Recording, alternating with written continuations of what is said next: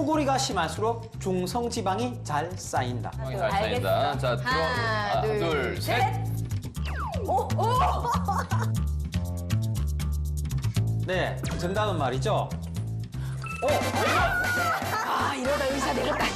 코골이가 있는 경우에 10초 이상 숨을 쉬지 않는 걸 이제 수면 중 무호흡증이라고 이제 네네. 일컫습니다. 근데 수면 중 호흡이 이제 원활하지 않으면요, 체내 산소 공급량이 떨어지겠죠. 이렇게 되면 우리 몸은 나 이러다가 죽는 거 아니야?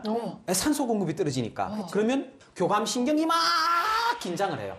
그러면 인슐린 저항성이 막 올라가게 되고요. 혈액 내의 중성지방 농도가 막 올라가요. 왜? 살기 위해서. 살아야 되니까. 실제로 한 연구에서 성인 8,500여 명을 대상으로 코골이가 심할수록 체내에 저장된 중성지방 수치가 이제 올라간다는 걸 찾게 됐고요.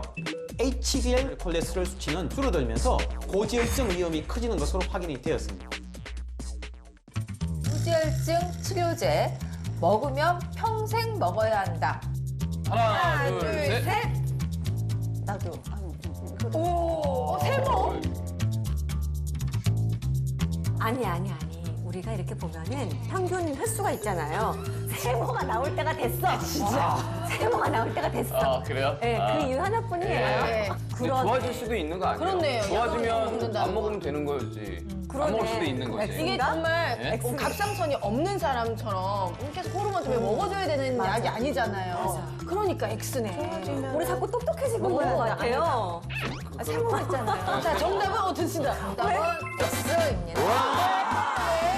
세모 아니에요? 이게 헷갈리기 쉬운 게 보통 콜레스테롤 약은 평생 먹는 경우가 많아요. 콜레스테롤 같은 경우는 좀 유전적인 영향을 많이 받기 때문에 끊기가 어려운 거고 네. 중성지방 같은 경우는 이런 생활 습관의 영향을 많이 받기 때문에 우리가 뭐 술을 많이 드시던 분이 술을 끊는다든지 운동을 안 하시던 분이 운동을 한다든지 우리가 생활 습관을 많이 고치고 노력하다 보면은 약을 충분히 끊으실 수 있습니다. 아, 그렇구나.